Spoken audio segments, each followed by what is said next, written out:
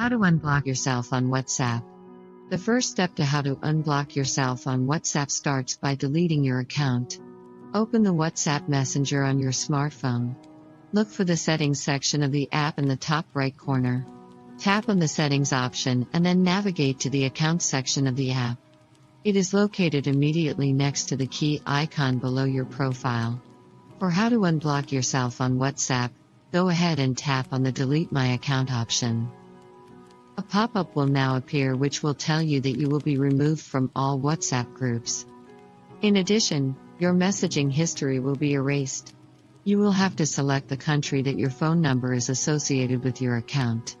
Then tap on the orange Delete My Account button to the bottom of your screen. This action will get its confirmation on the next page of the application. Once you have deleted your account, go ahead and remove the WhatsApp Messenger app and restart the device. Once the above steps are done, you can then open Google Play Store and search for the WhatsApp Messenger app. Open the listing of the app, and hit on the Install button to begin the installation. Once the download is complete, then tap on the Open button and the WhatsApp Messenger will open on the setup screen. You will need to accept the terms and conditions of WhatsApp.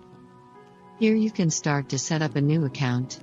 When you have to input the necessary fields, you will then have to verify your phone number through an OTP sent as a text message. Your new account will then get unblocked from all the contacts who previously blocked you on WhatsApp. Apart from this, it is always healthy to settle your course with your friend. Then, perhaps, a quick call can do the trick. The answer to how to unblock yourself on WhatsApp is all rested upon your actions. Happy chatting?